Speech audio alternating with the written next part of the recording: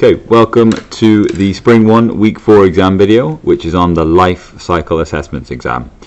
So, life cycle assessments are typically a 6-mark question, and that's why there are lots of them on this exam. So let's take a look at the first one. So we're told that polyethylene is a polymer made from ethene. Polyethylene is used to make plastic bags. So table 2 is from a life cycle assessment comparing paper bags and plastic bags. So we can see the raw material for paper bags is wood. For plastic bags, it's coming from oil or gas. Then we've got the energy used, so 1.7 megajoules for paper bags, 1.5 megajoules for plastic bags.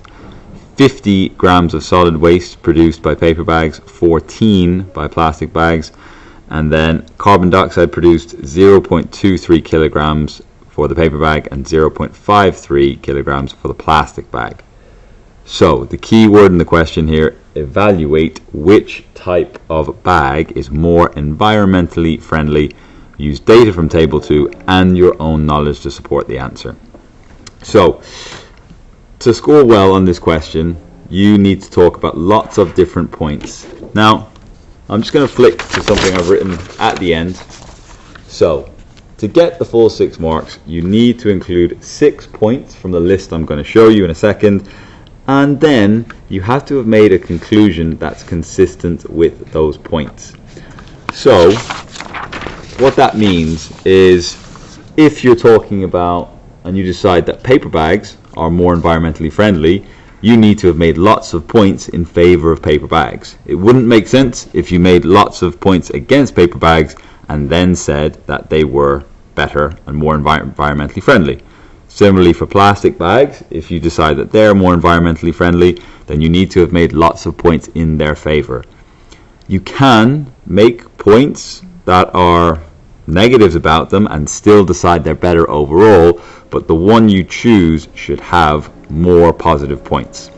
So on to the actual points you can include. So I've put kind of pluses and minuses next to the points to kind of indicate, are they a positive or a negative. So first one in favor of paper bags, that they're actually made from a renewable resource, so a resource that is not going to run out. Second point in favor of paper bags, that they're more sustainable, so they can be used for a longer amount of time. Third positive for paper bags, that they are biodegradable. Then a negative for plastic bags, that they are made from a finite resource that's going to run out. Next negative for plastic bags, that they are not sustainable. Then we've got some negatives for paper bags. So paper bags do require more energy to manufacture, so 1.7 megajoules versus 1.5 megajoules. Negative for paper bags, that they produce more waste, so 50 grams compared to 14 grams. Positive for paper bags, that they create less CO2, less carbon dioxide than plastic bags. So again, quoting the figures is good, 0.2 kilograms versus 0.53. Over the page, we've got more options for possible points. So a negative is that for manufacturing plastic bags, that they'll have a bigger contribution to global warming or climate change. That's because they're producing more CO2, more carbon dioxide. Positive of plastic bags, that they can be recycled, and linked to that, another positive, that recycling reduces the use of energy resources. So you have to have made 6 of those points, and then your conclusion, what you decide, has to be consistent with those points to get all 6 marks. Okay, question number 2 is actually very, very similar, all right, but the key difference is we get some different bits of information. So it's exactly the same starting off. We're told about polyethylene used to make plastic bags. We've got a table giving us, from a life cycle assessment, giving us information about plastic bags and paper bags. So we're told about the raw materials, the energy used to make them, the mass of solid waste, the mass of carbon dioxide produced, and then also this time the volume of fresh water that's been used. Slight difference to this question. So we've got a statement. A life cycle assessment shows that using plastic bags has less environmental impact than using paper bags. We've got to evaluate the statement, use your knowledge and information from the table above. So again, I'm going to flick to something that I've written at the end, which is, with this, you can agree with the statement, you can disagree with it, Or you can even say that there's not enough information to make a decision about whether the statement is true or not. So you can do any of those. The key is, have you included relevant points? So to get the 6 marks, these are some of the points that you could include. Okay, so a positive in favor of paper bags is that they're made from a renewable resource. Positive or negative, sorry, against plastic bags, that they're from a finite resource. Negative for paper bags, that they need more energy to manufacture. Another negative for paper bags, that they produce more waste. Positive for paper bags, that they're biodegradable. Negative for paper bags, they create more CO2. Okay, positive though is that the CO2 that is created by paper bags is offset by photosynthesis in growing the wood where the paper bags come from. So in a sense, that paper bags are kind of carbon neutral. Then a couple more. So negative for paper bags, that they require much more fresh water. And then final negative, paper bags cannot be recycled. So there are really quite a lot of negatives in those points for paper bags, which means that it's probably best to actually disagree with this statement that using agree with this statement that using plastic bags has less environmental impact, because we've got so many negatives for the paper bags. Now, like I said, you can agree or disagree, or even say that it's impossible to make a decision, as long as you've used these points in your case. Okay, moving on to question 3. So, here of a car body. So, first we got to quarry iron ore, then we extract the iron in a blast furnace, convert the iron into steel, make a car body, use the car, and then recycle the steel again, and we can continue this process. So first thing we got to do, complete this sentence. So iron ores must contain enough iron to, so you're only going to extract the iron if you can actually make money from the process. Now that's what that statement, make it economical, means. That actually you're going to make more money from selling the iron than you have to spend to extract the iron. Another way of saying that is to say that so you can actually make a profit. That's the only time you're actually going to extract the iron, if you can actually make a profit or it's economical.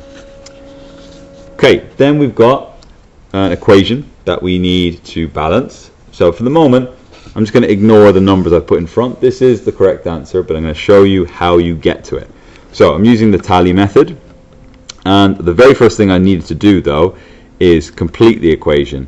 So complete the equation for a reaction to produce iron. So that gap that was there, right, the whole purpose of this reaction is to make iron, so we must have Fe, we must have iron by itself in the end. So once I've put the iron in, then I've written down how many of each element I have on the left and on the right. So Fe2, so 2 bits of iron, O3, so 3 there, and then C by itself, so 1. Then I added in Fe, so there's just one of those. There's O2, so 2 oxygens, and then just C, which is 1. So looking at this, the first problem I should try and fix is that I've got 3 oxygens on the left and 2 on the right. Now, the only way to make this work out, to make this kind of balance, is I'm going to have to multiply both of these and try and find a common factor. So what makes sense is there's 3 oxygens here, 2 here, so we need to make both of them end up with 6. So to do that, we're going to need to put a 2 in front here, which is why I've put the 2 here, and what that's going to do is we're going to end up with 4, 5, 6 oxygens, but it also has an effect on the iron, so we're going to have 2 times 2, which brings that up to 4, and then on this side we put a 3 in front, and that's going to bring us up to 3, 4, 5, 6. And it's also going to have an effect on the carbon. It's going to bring that up to 3. So now we've got to try and fix the other problems. So we've got 4 iron on the left. So to get 4 on the right, we have to add that 4 in. And then on the left we have still only 1 carbon, but we've got 3 on the right. So to end up with 3 on the left, we put the 3 in front there. And now it's completely balanced. Okay, moving on. So, 2 reasons why iron produced in a blast furnace is converted into steel. So, there's kind of 2 really simple elements to this, and I'll talk through the diagrams in a second, but the first point is that actually the iron you get from a blast furnace is brittle. That means it will break easily, so it wouldn't be very good for construction of cars or buildings.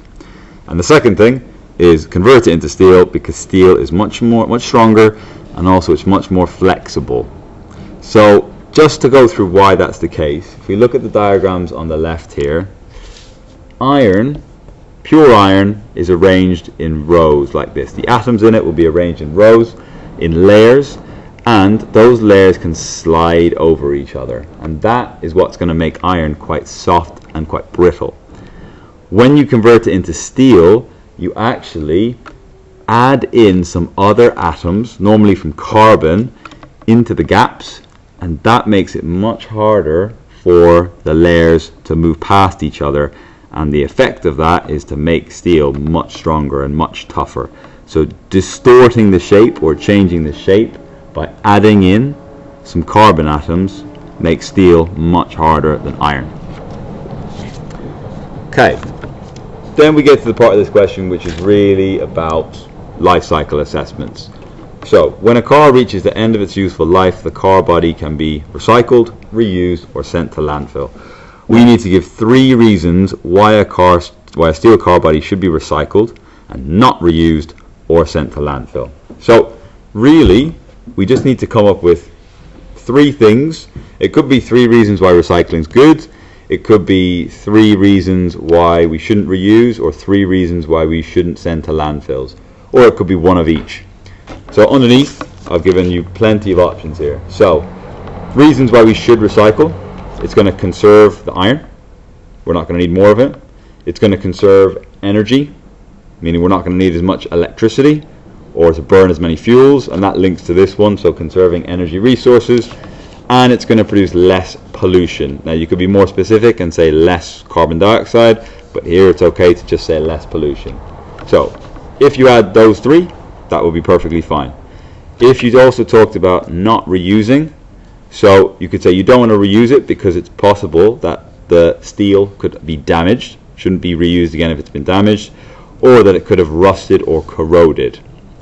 And then why not go to landfill? Because that's going to reduce the amount of space available in landfill, and potentially it could cause a loss of habitats. So don't send it to landfill to stop that loss of habitats. So to get the 3 marks, you needed any 3 of these points.